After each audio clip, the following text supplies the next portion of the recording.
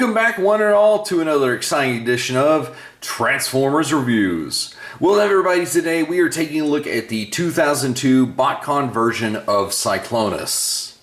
Now, regardless of who you think Cyclonus used to be, should that impact our ability to enjoy looking at this figure? Well, obviously not. So, whether you are in the Bombshell camp or the Skywarp camp, just put the brakes on that. However, the fiction that I will go ahead and go over is how he went from being this version of Cyclonus to being this version of Cyclonus. Now, after the end of the Autobot Decepticon War, when the Pax Cybertronia was signed and the planet was supposedly at peace, Cyclonus actually fell under the tutelage of a villain named Cryotech. Now, Cryotech, ironically enough, is the former mentor of the Beast era Megatron.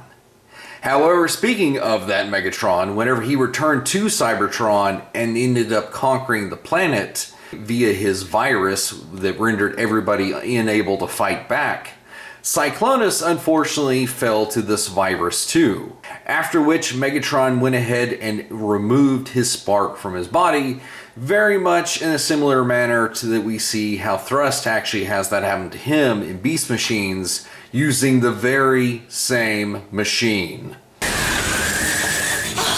Spark extractors! Now, at some point later, Megatron planned to implant Cyclonus' spark into an upgraded body and put a servile program over the spark. However, before Megatron could do so, Cyclonus' spark asserted itself and took control of the body his spark had been put into. And after that, Cyclonus managed to escape from Megatron's clutches. Now, we don't know how Cyclonus actually ended up joining the Wreckers, because in the Beast Machines era timeline of the Wreckers, they were actually composed of Autobots, Decepticons, Maximals, and Predacons.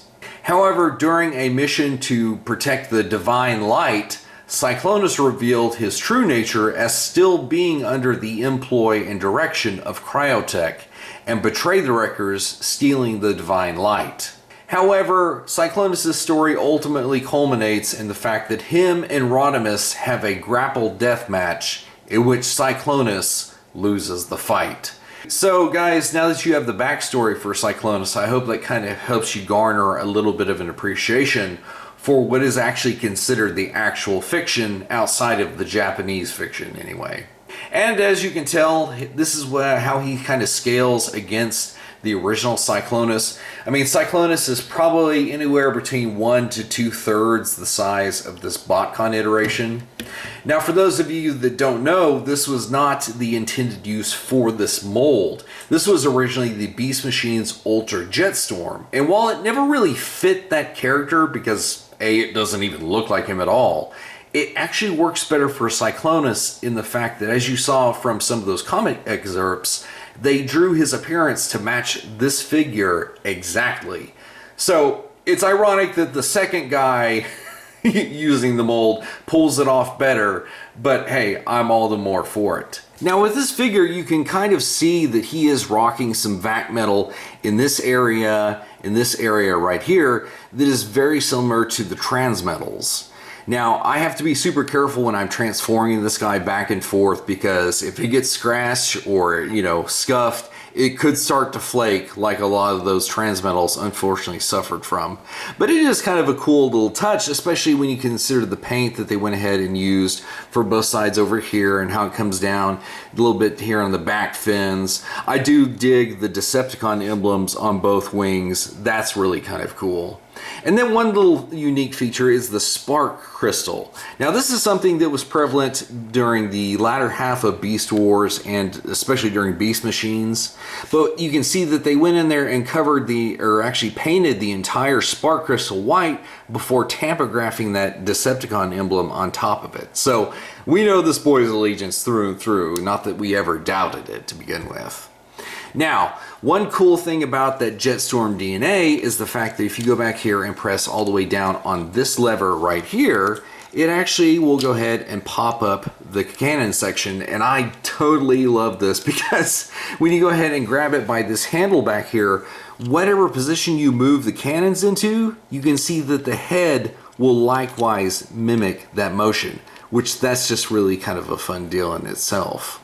However, that is not the only thing about this Jetstorm. As you can see with the lights turn off, it does go ahead and light up both the canopy, the missiles, and areas around both cannons. So again, it's just a small little bit of a fun play feature that again is just left over from that Ultra Jetstorm DNA, but I think that Cyclonus totally owns it.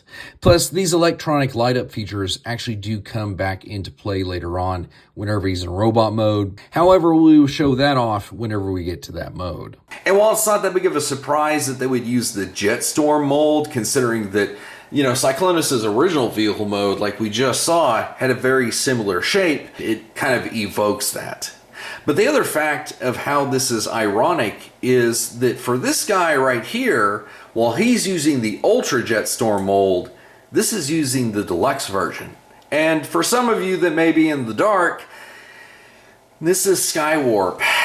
Yes, don't, like I said, I know, believe me, I think Skywarp is Cyclonus. Flint Dille, the writer of the movie, has said that Skywarp became Cyclonus. However, if that's accurate, that means that this fiction is going off that animation error that for some reason showed Bombshell in the foreground, okay? Let's move beyond that.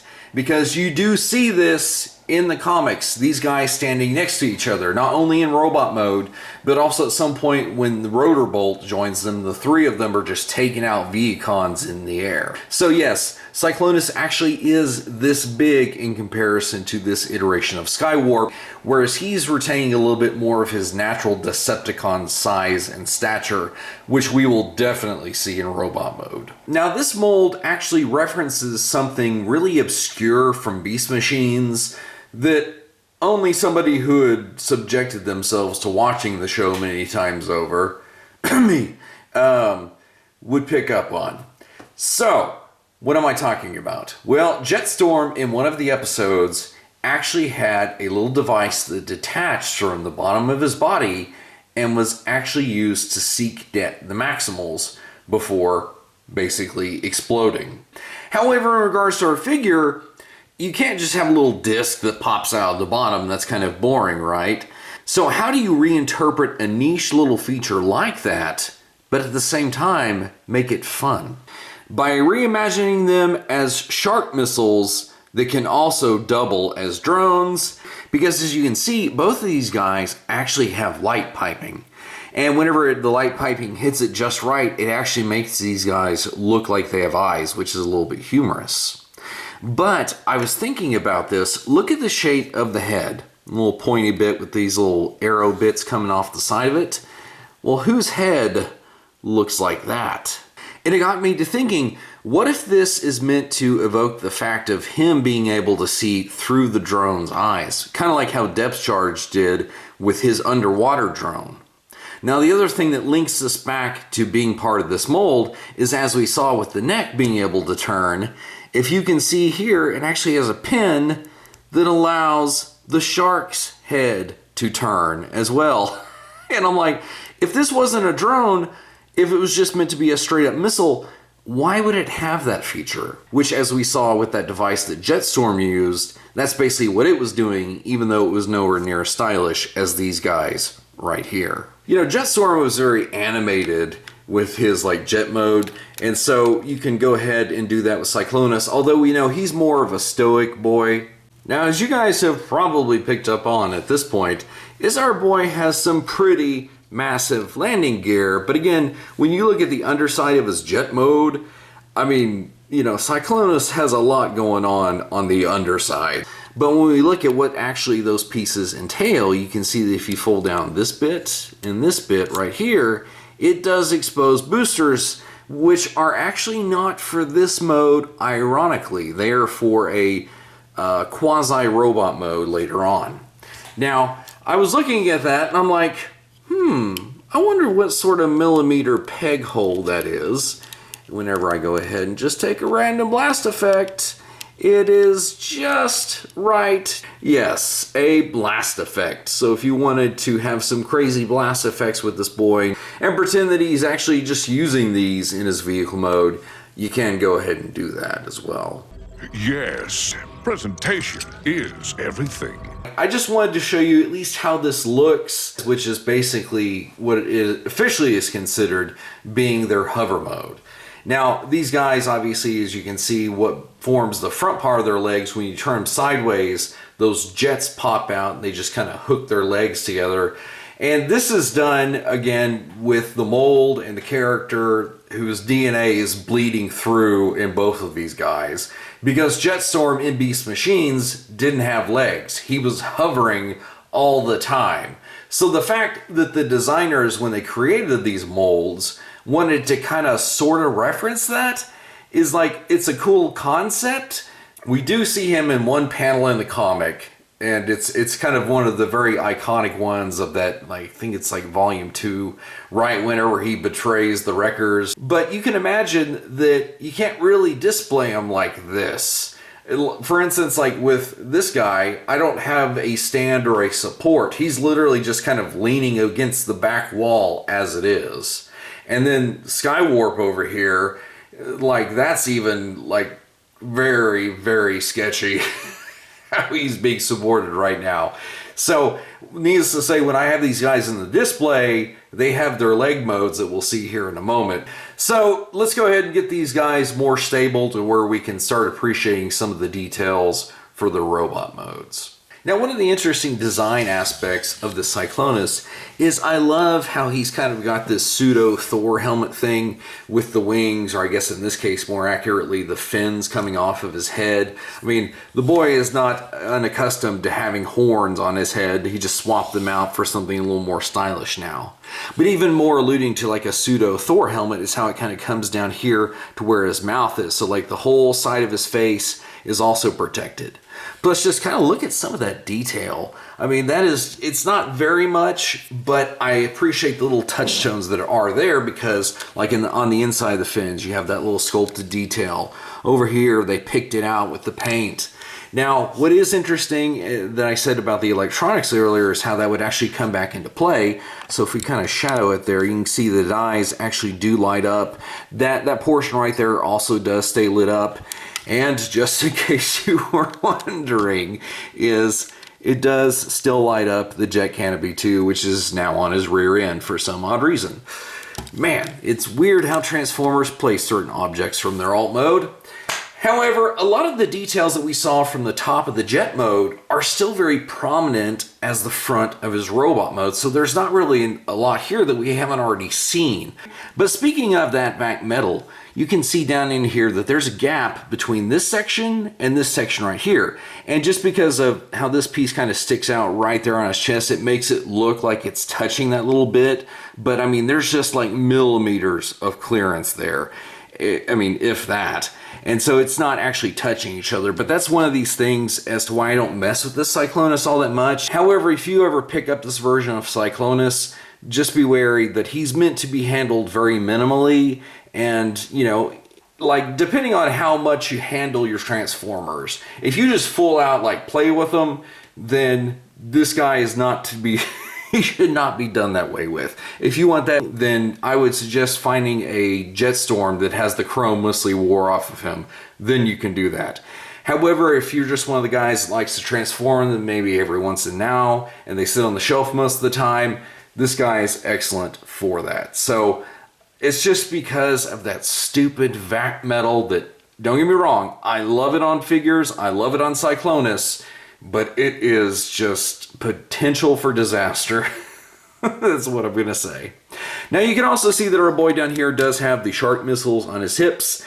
They don't really serve a purpose other than just storage. Whereas the peg that they were holding onto in vehicle mode is right here and is kind of covered by that little bit of armor. Speaking of those armor sections, these cuffs that come over and enclose the hand in vehicle mode, you can see that they're not very clean in how they just open up to reveal the fist. And the funny thing about Cyclonus is he's not very much a brick. He does have some kind of articulation that you wouldn't expect to find on a figure that was made in 2000, but he has a surprising amount, and that's probably due to the fact that they had a bigger budget back in the day for a guy of his size. Now, with that being said, the funny thing about this mold is that it was never intended to work with figures like you see of the figures around him. Now, what do I mean by that? Well, the original Jetstorm mold was one of 4 big figures that were meant to work together on that scale, not with figures of this size. Because, for instance, you can see Cyclonus back there, or well, actually Skywarp in the background. That was the mold that they were using for Jetstorm. So Jetstorm was actually supposed to be around this size so he could fit in with other Viacon guys like Tankor and Thrust and Megatron, and they worked together. Now, about that is it kind of is a little bit of genius in using this mold because it is so much bigger. Because in the comic books, like I mentioned before, he retained his Decepticon stature. You can see here in this panel where he's walking alongside Devcon, and I mean, the dude is just towering over him. And there are some other shots, like this one right here, where you can see that Primal Prime, who's supposed to be the same size as Optimal Optimus, who's roughly about the size of an Autobot, you can see that basically Cyclonus is just peering over his shoulder. Now, they did go ahead and Photoshop the Wreckers to be the size that they're portrayed to be in the comic book. Like, for instance, you can see that Skywarp in this shot is way bigger than the Black Arachnia recolor of RC. However, if you were to compare the actual RC figure against Skywarp, you can see that she is much bigger. So this picture that they're showing, again, that's how they're portrayed in the comic book, but the actual figures are something else entirely. So everybody, here is the Wreckers with actually how their molds truly can scale in comparison to each other. But even like this, I don't mind how it looks. Now, if you're noticing something that's a little bit off, like you may be wondering, well, why is the X9 Ravage and Pterosaur in this group? Are they actually part of the Wreckers? No. A lot of the figures in this line that have been subbed out, I had to do that because I don't have the other Botcon colorations of those molds, but I do have their original use. So for Pterosaur, he's standing in for Fractal. X9 Ravage should be the white recolor of this mold as Tigatron, which both he and the RC recolor Black Arachnia are crazy expensive. And then on top of that, like Rotorbolt, basically Obsidian standing in for him, and Mirage, who is one of my favorite Viacons, he's standing in for that version of Devcon that was trapped in that diminutive Viacon body. And then ones like Rodimus, even though we have far more superior molds today, the original mold that they showed in the lineup was the original Hot Rod mold. So, you know, they're working with what they got, and we are likewise doing the same here in this shot. So anyway, I hope you guys kind of like how that looks. It's one of my favorites. Cyclonus just kind of helps fill out that back corner perfectly, and he looks good with the rest of this crew that he did eventually betray. However, like I mentioned before, he was working for his true master.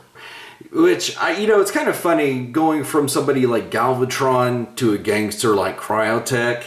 But again, his whole thing is about being a Decepticon, and he wants to bring about the new Decepticon Empire, which for him, the Predacon Cryotech is the best chance at actually making that happen.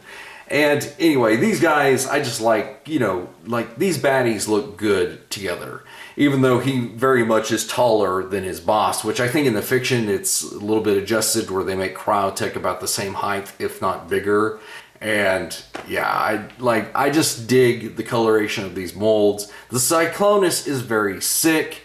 Obviously my eye gets drawn to the blue coloration of Megatron a little bit more, but let's not diminish the fact this is this guy's video and he looks awesome standing next to his boss. So other than that, guys, I really have nothing else to tell you about the Botcon Cyclonus. I hope you guys enjoyed this review. And really, guys, without anything else being said, I will see you guys in another review.